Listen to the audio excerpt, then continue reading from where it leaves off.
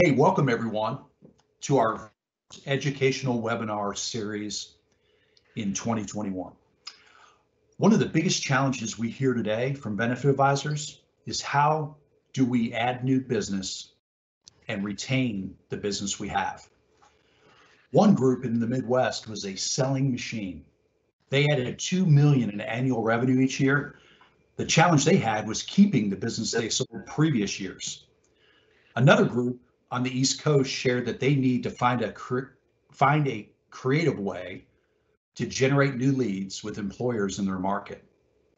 Our presenters today have many years experience supporting and helping benefit advisors succeed. Today's webinar will focus on two things. Part one, Lynn Youngblood, Chief Revenue Officer for NavMD, will outline the best way to use claims data to identify opportunities within a population and use those insights to create a plan that provides better value and better care for 157 million Americans. Part two, Anthony Waters, Senior Vice President of Mployer Advisor, will a proven way to build relationships in your market that lead to new opportunities to grow your book of business. By the way, my name is Glenn Fisher. I'm the CEO of NavMD, and I'm excited to welcome our first presenter, who is Lynn Youngblood. Lynn, how does having the right analytics platform help business advisors create employer relationships that last a lifetime? It's everything. The most successful benefit advisors partner with population health analytics platforms, something the market really demands, especially for brokers and consultants that want to move into larger self-funded plans in the mid-market. If you can't measure it, you can't manage it. And frankly, carrier reporting could be somewhat limiting and typically paint a picture that justifies the reasoning for increases in premium. So having independent validation and an agnostic partner that provides a single source of truth with access to solutions that drive action saves plans clients money, which in turn creates that stickiness, as it were, where they won't ever want to leave you. This begins with access to data and partnering with a company that can take multiple unstructured data sets to integrate and provide a complete picture. Looking at 6 months of data after the fact, or even once a year, doesn't necessarily work to truly engage customers. So so let's talk about data transformation time and integrity. It's key. Less than 60 days implementation with monthly updates for near real-time access provides a complete picture. Framing the data is also key. Data security, providing role-level access to information, combined with intelligence that provides predictive risk and cost. Intelligence must be injected into the equation using best-in-breed predictive grouping technology that the Society of Actuaries validates and really hangs their hats on as accurate. Unlike carrier or TPA reporting, technology today intelligently groups different types of claims, which combines them into meaningful episodes of care and associates them to underlying medical conditions, which exposes the true source to focus in on what you can manage for a plan client. Access must also provide high-level information with the ability to drill down to the member and claim line level to address questions and satisfy the C-suite as well as underwriters and actuaries alike. Developing 3 to 5 year plan by targeting strategies positions you for not necessarily going out to bid every year because you've got a process in place where you are managing the strategies and you can, let's optimize what's working, let's cut out what's not. Plus, with integrated solutions, it makes it easy to execute and target on these strategies, be it medical cost transparency, a focus on transparent pharmacy solutions to drive down RX and specialty drugs, or simply having the best information negotiating stop loss. The right partners and savings opportunities are massive. So healthcare costs really can and should be treated like any other budget item that affects a company's bottom line. On a foundation of integrating member-centric measurable data, it's all about using that data to provide a roadmap for making health plan decisions. Better control over lowering both cost and risk by developing strategies around the unique characteristics of any given plan count population. Ultimately, in order to meet the financial goals of the organization, as well as meet the health and wellness needs of the member population. Much more than simply providing great dashboards and executive style reporting, having relevant information at your fingertips is essential. You know, that if your plan clients or you are curious about something, you can show them at a high level that you can then quickly get behind the information, accessing deeper levels of information in order to address questions on the fly. Embracing value-based insurance concepts is another market must. Kudos to these Fortune 50 companies that have proved out that these value-based insurance concepts work. But what if we change copays, deductibles, and even account for more value-based benefits designed like lowering copays on preventive medications for particular subgroups of the population where you want to achieve or incent a different behavior for proper utilization for evidence-based medicine, as an example.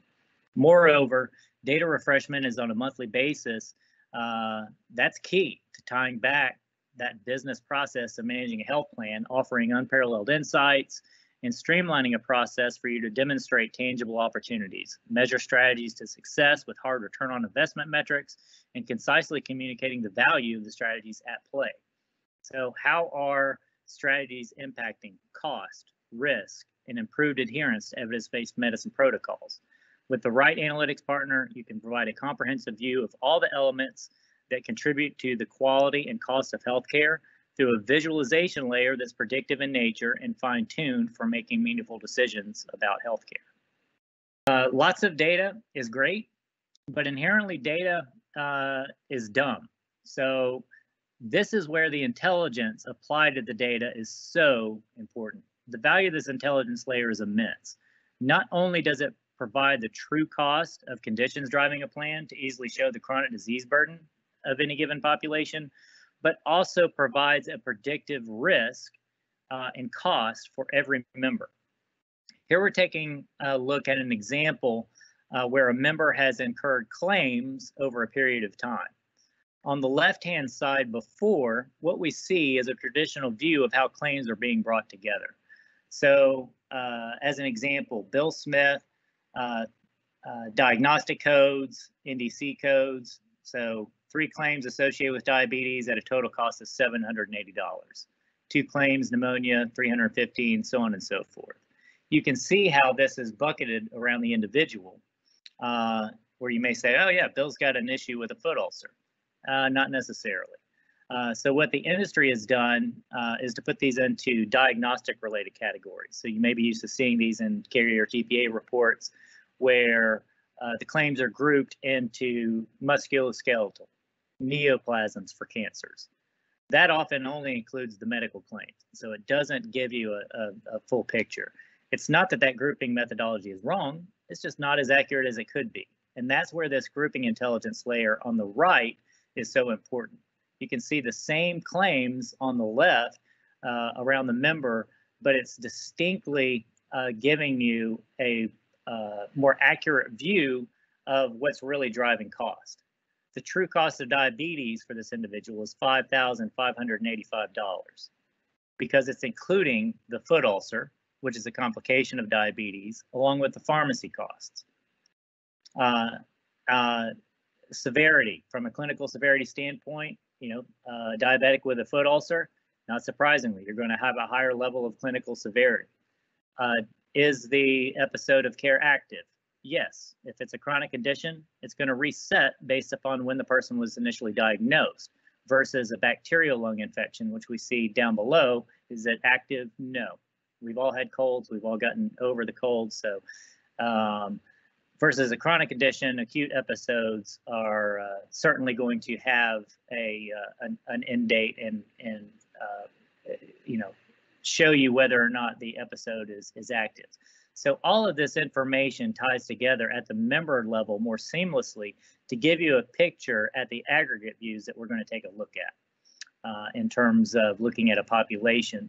But just to give you the fundamental understanding of this, this is really key because it groups claims into easily identifying the chronic disease burden of a population and gives you that predictive risk element associated with any plan group that you're working with. Global filtering is also key. This enables you to generate highly customized analysis and reporting for clients.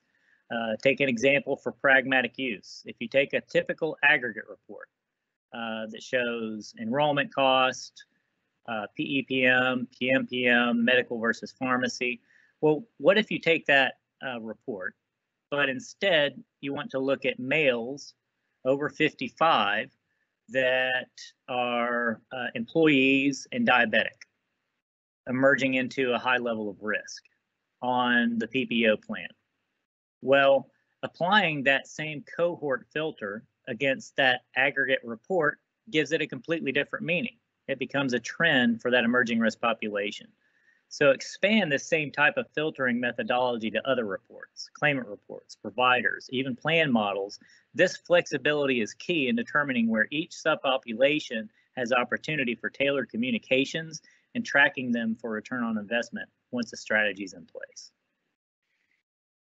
So what we're going to be taking a look at today is Aviso, which is a web-based solution, and using an actual company that's that we're using for demonstration purposes. This data is updated every quarter, so we haven't updated it through the end of the year yet. But just to give you a sense for the group that we're looking at, these are real people, real dollars. And you can see the stop loss, specific stop loss amount is 50,000 for this group. And from a minimum claimant amount, especially when looking at reinsurance and them wanting to see, like, say, 50% to spec, we've got a minimum claimant amount that we've input for some of the reporting that we're going to be taking a look at. But for this group, you've got about $3 million in expenditure for this time frame and over 600 people. Just to give you a sense for the size of the group that we're looking at. So starting out from a dashboard perspective, connecting a clinical picture with opportunity along with financial information needs to be seamless. So you can see, for instance, with health segmentation, starting out on the left-hand side of the screen. Why is this important? Well, immediately being able to identify the 200 members that haven't even been to the doctor in the last year. This becomes actionable. Being able to drill down, focus in from a high level down to the member level around all of these members gives you immediate information. So every single one of these is, from a high level down to the details, gives you all that information and becomes actionable. Compare your non-claimants to those that are claimants. 636. The vast majority of this population at 43%, those are your non-chronic folks experiencing more acute episodes of care, versus those with one chronic condition, the smallest portion of the population, as compared to those with polychronic states, 2+ chronic conditions, which is 36% of the population here. Now, why is this important? If we focus in on health segmentation and compare this back to cost, it's not surprising to see.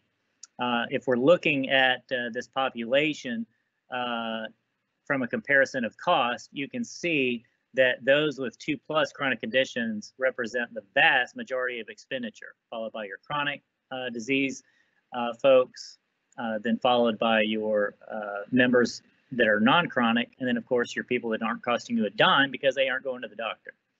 So understanding the importance of health segmentation is key to identifying why you want to focus in on the chronic disease burden of the population. So on the right, this is where we see that value of that grouping technology at more of the aggregate level. What's driving cost? We can see how tracking your top conditions can certainly be like tracking a train wreck, right? Lymphoma, one member here, significant costs. Lymphoma is not necessarily considered an impactable condition, as is the case with most cancers, like breast cancer. However, when you begin to see conditions, which are certainly lifestyle related, focusing in your top costs as well as prevalence, like diabetes, hypertension, for example, this becomes very easy to see why you want to focus in on your most costly and prevalent conditions that are tied back to the plan. And this is where emerging risk comes into play. So using the predictive technology that predicts risk out into the future, 12 months for every individual, you can see where they are merging into the risk categories. Overall, this plan is low risk, right? 84% of the population is emerging into a low risk category. That's ideal.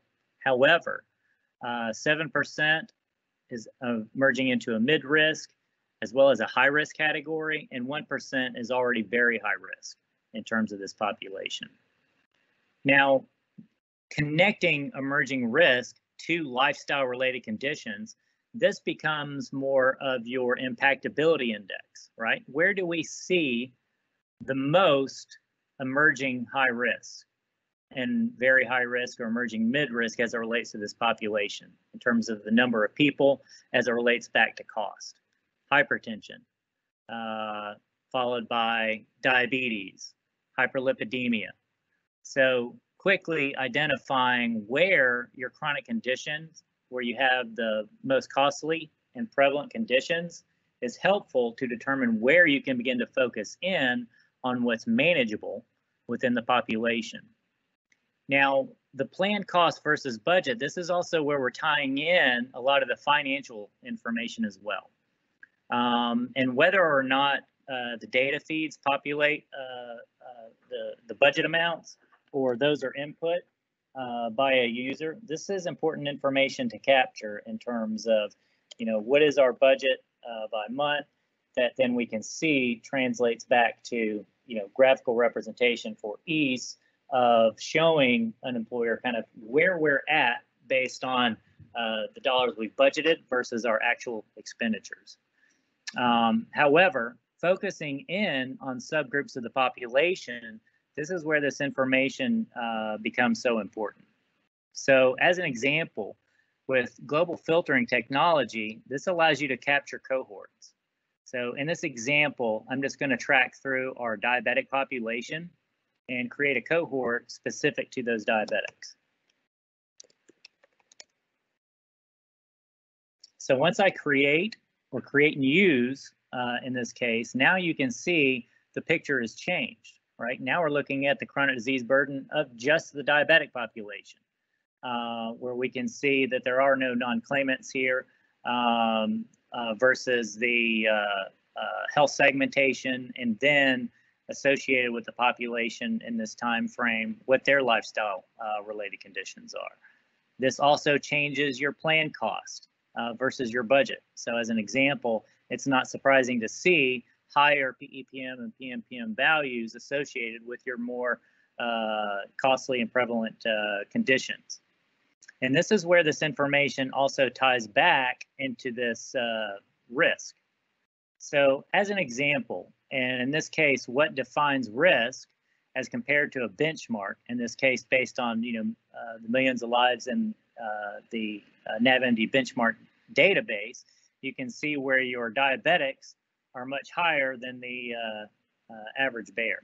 So looking at the total population as an example and looking at risk, we can see they are in a low risk segmentation. So scrolling down to the bottom just to define this, everyone is assigned a risk score that's predictive in value on the scale from 0 to 25. Prospective risk is an emerging risk, 12 months forward into the future. Actuarial risk actually predicts risk 18 months out into the future And again, the Society of Actuaries hangs their hats on the predictive nature associated with this information, which in turn positions you with better information than that the carriers have. So low risk, mid risk, high risk, and very high risk. So you can see where your demographics are within your populations, but also notice that even though risk, or cost rather, is not a function in determining the risk, it's not surprising to see, on average, the higher the risk, the higher the cost associated across the population, as well as the number of members. This is why you have overall emerging low-risk population at 80-something odd %, because the majority at a risk score of 0. So as an example, if I'm 18, just going to my primary care doctor for a cold, probably healthy as a nut, it's probably going to be a 0. But the older we get, more chronic conditions we have, and the overlap comes into play associated with higher risk scores. Being able to identify these populations, as an example for this group, you can see that based on their latest risk date, they're at a 7, heading up a point towards an 8 actuarially. So if we look at this information on the group as a whole, yeah, they're overall fairly low risk.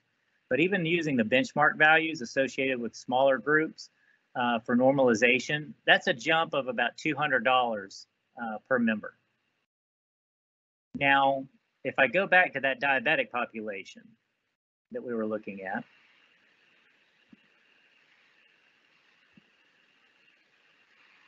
again, not surprisingly, we see this group at much higher than the average person, but they're at a 15, heading up closer towards an 18 in terms of risk. So if we start out, even looking at the benchmark values, our baseline is $5,000, heading up towards $13,000. That's about an $8,000 difference. We're not talking about a couple $100 anymore, right? We're talking huge dollars associated with the at-risk populations, in this case of just focusing in on the diabetic population. Now, retain that $8,000 difference, because we're going to use this in an actionable strategy associated with this subpopulation group.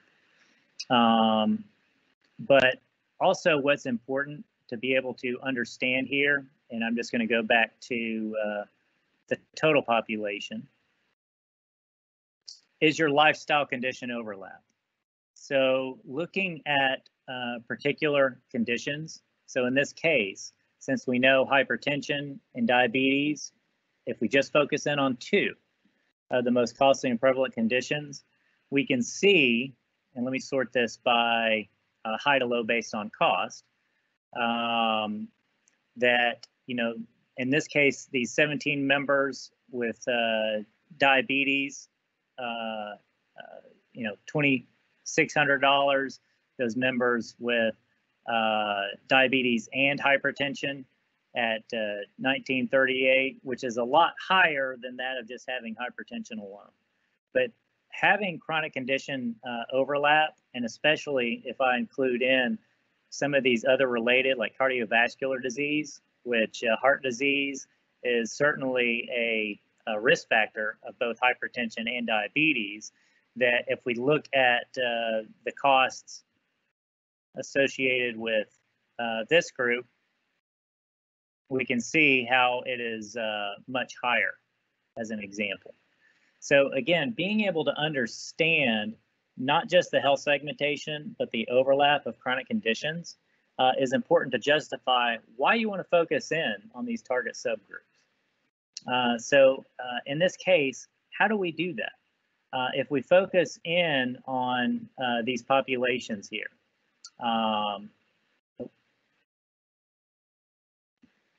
one of the areas that we've also incorporated is compliance to evidence-based medicine. So for particular population groups, all this white space really represents opportunity for any group to increase compliance metrics to thereby reduce the cost, severity, and risk tied to these most costly and prevalent conditions. So this diabetic population, in this case, adult onset type 2 diabetics. And also, just to note, there are also preventive screening guidelines. Early detection is especially as it relates to cancers, is important. But focusing in on these populations very quickly with an employer group, you can focus in on their actual data to show, yeah, 90% are getting their physician visits. But that also means 10% haven't even been to the doctor. Diabetes is the leading cause of blindness in this country. So, 3.2% of the folks getting their dilated retinal exams, easily this can be communicated through education, outreach, open enrollment, whatever, to get greater compliance to evidence-based medicine to then affect the cost, severity, and risk so inherent to these more costly and prevalent conditions. So this is where you can take action on this information. There are some very unique calculative capabilities that allow you to actually model plan design changes. What if we change the structures around plan design? Or what if we wanted to focus in on that diabetic population and increase compliance and perhaps shift costs back the other way to a population where the plan is absorbing more of the cost associated with evidence-based medicine protocols. So already these 33 people account for well over 10% of the costs associated with the plan overall. But being able to shift costs the other way, what if in this more value-based plan design arrangement, we're looking at, well, what if the plan paid at 100% associated with these services? And from the CFO's perspective, well, great. No, we're paying for it. Everyone's going to do it. I know, perfect world. But maximum potential financial exposure is in their wheelhouse. So let's just model that out. So looking at if everyone was doing what they should be doing, according to evidence-based medicine protocols, and the plan was paying for all of that cost, this is a $7,400 investment, which in the grand scheme of things is less than 1% of an investment back into a population we've already identified as being one of the most costly and prevalent conditions. And by virtue of a strategy, what's our potential ROI? So if we bring a strategy into place, that $8,000 that we saw, company is going to reap 100% of that potential cost to benefit analysis. But at the same time, let's just be conservative here. Even if we mitigate that cost to risk only by 20%, you can see as opposed to staring at a $7,000 investment, you're actually looking at, based upon your own actual data, a potential return of around $45,000.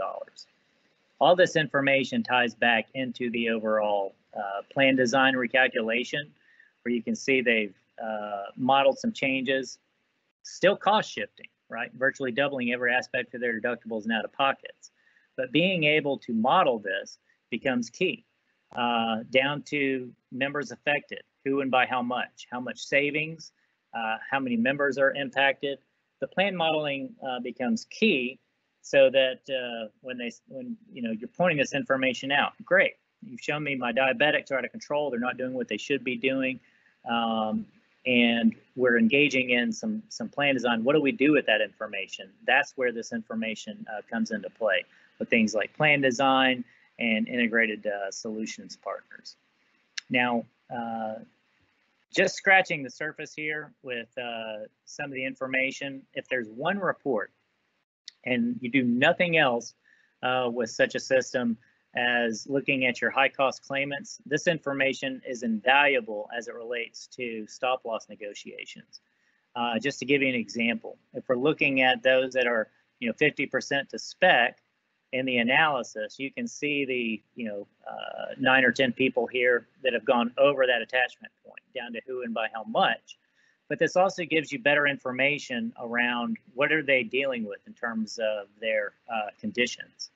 As well, you've got this the retrospective historical to the furthest out looking actuarial risk. It doesn't always go up, right? Like with the preemie here, with perinatal disorder, moving down into a lower, from a very high risk to a high risk segmentation. It's moving down in risk. Another perfect example is pregnancy, right? She's had the baby, she's moved in, she's going to be moving into a low risk segmentation. So combined with this intelligence and the fact that, look, stop loss carrier, you've included 4 or 5 people here that haven't even, they're no longer even on the plan. Let's get rid of that $500,000 right off the bat. So using this information where you guys have better information than the carriers have as it relates to the populations that you're focusing on, what a 5, 10, 15% reduction in stop loss can save in terms of saving a plan. So the opportunities are huge in terms of using data and intelligence to really provide a picture that reduces cost across the board for plan members and plan clients alike.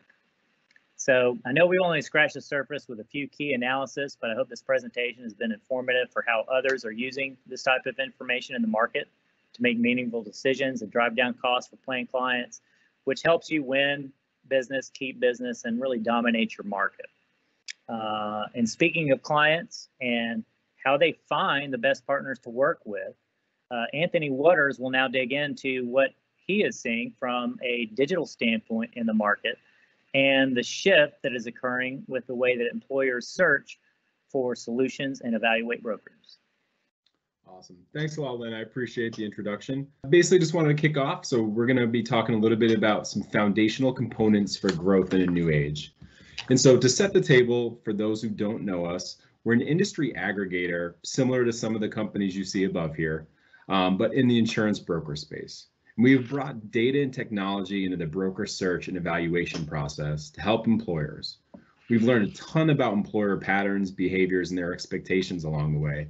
Today, I'll be sharing these findings directly with you. So to set the table further, we're taking a look here at some emerging patterns with online searches. So desktop computer searches have absolutely skyrocketed recently, which means people more and more are searching the web for necessary information and relying on the internet and its algorithms to bring them the information that they're looking for. So what does this kind of mean in the broker space? So here's the web traffic growth from 5 top brokers from 2017 to 2019. As you can see, their traffic has grown. It's about 17% annual growth over that 2-year period. But this is really steady growth. There's nothing phenomenal or miraculous here. This is just steady average growth pattern. But if we take a look at kind of post-COVID and see what happened since COVID hit, the traffic to these same 5 top brokers has tripled. And so, which means business users are relying on internet content at triple the weight they were prior. And folks, this trend here is here to stay. I mean, between COVID and the savvier internet accustomed users, website traffic and searches that help businesses research and make decisions is up, and it's up really big. More website traffic, though, can come with certainly a lot of upside for brokers and for consultants in this space. There's also exposes some areas of weakness as well, which we're going to kind of dive into later on as we get through this presentation. But so what are people searching for?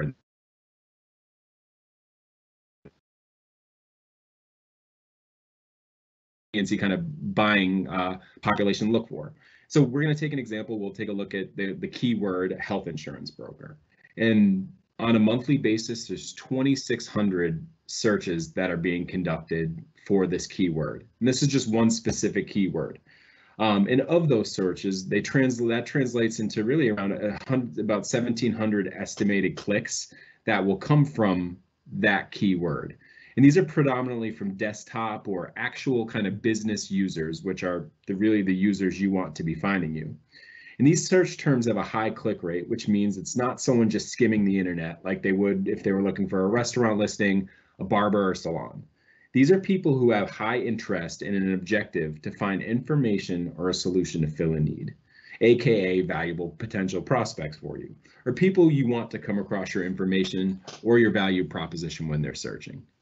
So if we dig into this a little bit further, in addition to the keyword health insurance broker, there are around 2,800 similar keywords that people search for.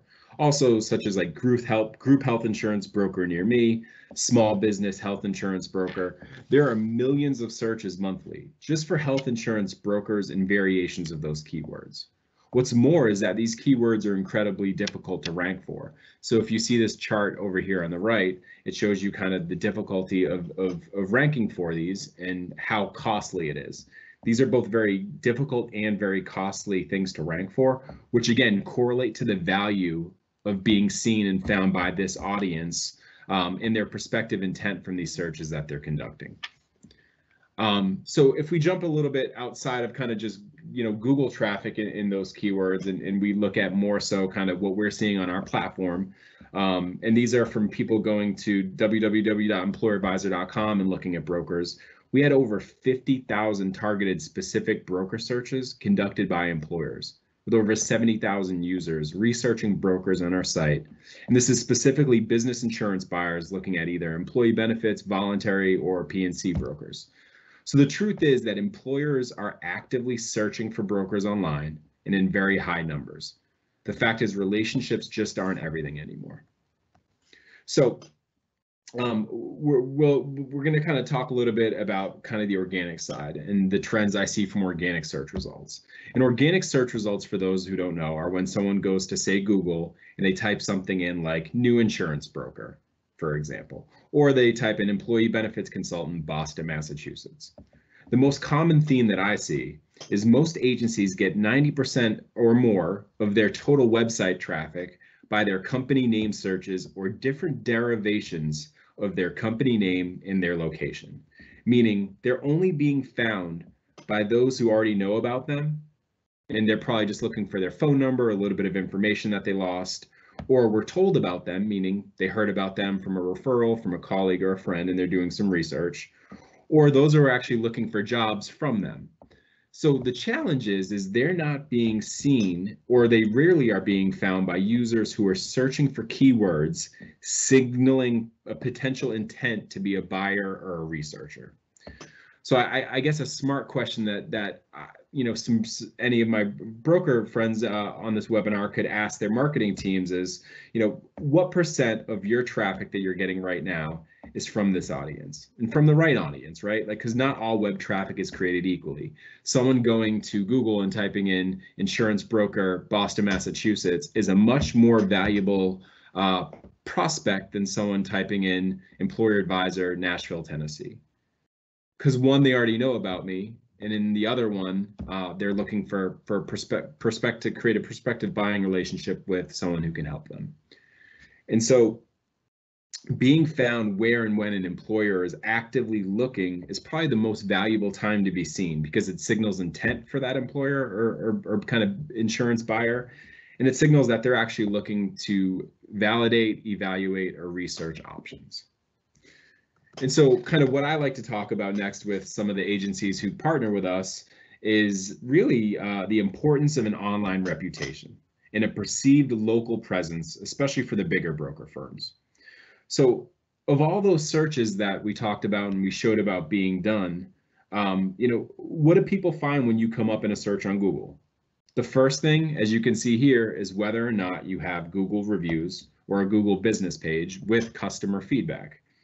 And then kind of, if you do have reviews, are they positive? Are they negative? Are you as a business responding to them?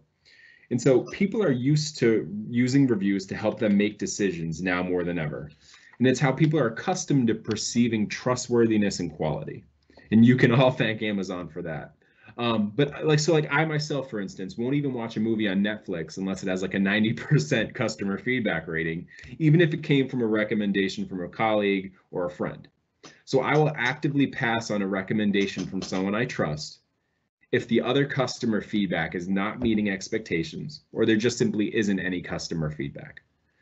So, online reputation certainly matters. And which one of these groups would I choose here if kind of they both reached out to me? And so, the truth is that a few brokers are focused on how they're showing up digitally. And I can assure you it's not helping you at all in this marketplace. If the above two brokers here that I mentioned kind of both reached out to me, they're cold calling me, they're emailing me, I found some marketing information from them. The first thing that most people do, and I'm sure you all do it as well as 85% of kind of prospects do, is they're going to go to Google and they're going to research you and they're going to Google your name. And if I'm Googling these two folks who have reached out to me, which one am I going to reach out to?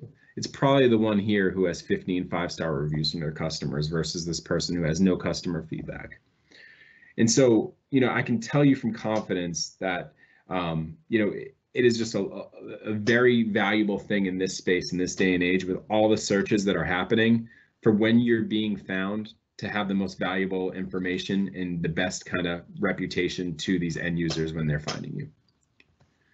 And so what I like to talk about is kind of, I went out as a potential consumer in my market, and then I did a broker search. And what did I find? And I searched for 3 of the larger firms. You see one here, you see 2 here, and then we see the third. And so 2 of them had 0 customer feedback or online reputation from customers. But what did kind of my eyes lead to was the poor employee ratings that Glassdoor showcases predominantly in the search results. That's really noticeable. The other had 3 reviews totaling a 3.7 star rating with no responses to the negative comments, showing no empathy or care for the bad experiences that their customers had, whether they were justified or not. So what signal do you think this sends to the prospect? How do how do they feel they'll be treated working with your organization? Outside of showcasing great customer feedback, it's a phenomenal non-sales touch point to begin just asking your customers to leave feedback about your firm online. It helps you know that you're doing great currently in areas where you have opportunity to do better. It helps you know what your customers really appreciate about the service you're providing them. And then it helps them just remember how much they actually like you. And so just, as you're going through this new age where everyone's kind of more focused on being digitally savvy, and then, decision makers at employers, when they're searching for a broker, are certainly lending heavily to researching online. Just remember, what does your online presence say about how you kind of treat customers, and does it tell the right story that you tell prospects? So, I mentioned a little bit about some of the value of a really good online reputation. And here's a survey that Clutch did, who's a great source at reaching out into the technology community about kind of, referrals and getting reviews from customers. And so here's kind of the perceived value from all the large businesses that they reached out to from having a better online reputation. 25% said that growth in sales, 23% greater brand recognition, ability to stand out from customers, and certainly everyone wants better positioning in Google search results, and that is a key factor, right? If you have better results, Google wants to share you up and show your brand more than someone who has poor customer feedback. So having that is certainly a factor in how you rank. So really, if you look at this, a great online reputation is one of the most powerful marketing assets that a business has. It's incredibly expensive, as we went over, to rank high and to be found for insurance-related keywords. And so whether people are coming to you based on organically finding you, or your SEO, or good old-fashioned referrals, I promise you, your prospective customers or target prospects do really care about how you look, even if you have a big name and a prestigious background. Personal experience matters today more than ever. And I just, it leads me to wonder how many opportunities have been lost by really good brokers and really good agencies, or how many meetings that simply just weren't scheduled, or calls or emails that weren't returned because when they researched your business or your firm, the customer feedback wasn't there, and some of the expectations that they had for what they expect out of a business partner or consultant, they didn't find. And so I'd just like to end it by just talking about some of the kind of the minimum expectations that your customers really expect to find when they research you, and they are researching you, I promise you that. And I think I've kind of shown that a little bit here. And what's funny, so I've personally seen more broker websites and reviewed more brokers' online presences than likely any other human on this planet.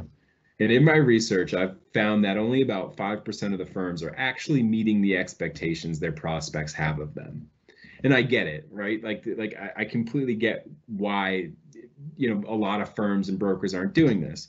And because for the most part, this is a brand new concept. This is a relationship heavy space. You know, how you show up online and a digital presence and all this, just no one ever thought that this was valuable. But employers are searching online more than ever, and I've proven that, to make evaluations and to find information. They expect you to have a Google business profile with customer feedback and reviews. They expect you to be responding to both the good and bad reviews alike. They expect you to have an explainer video of your value proposition and what makes you great. A business LinkedIn page with valuable educational content relevant to them and their concerns and needs. Personal LinkedIn pages of your key employees or consultants with accurate summaries, a Facebook page, and a website. Those are just flat out the expectations that your customers and prospects have of you. And, you know, it's just, I can't stress kind of how important that is in this market enough. And so I just like to leave by saying, if you'd like to learn more about how we help agencies stand out, be found, and tell their story where and when employers are looking, please reach out to me for an overview. We'll tailor some of this information directly to your agency. We'll give some recommendations and kind of let you know some of our insights about how you're doing and how we could kind of help you get in front of your market a little bit better and tell your story to them and generate some organic growth. But I really appreciate your time and thank you all very much. Thank you, Lynn and Anthony, for sharing insights that help make benefit advisors the hero in the story and help them win business, keep business, and dominate their markets. We'd love to help you accomplish some of the things that Lynn and Anthony laid out today. You can email getinsights@navmd. That's getinsights@navmd.com, and we can schedule a time for a virtual coffee. Thank you so much for spending some time with us today. Look forward to seeing you all again next month for our next webinar series. Take care.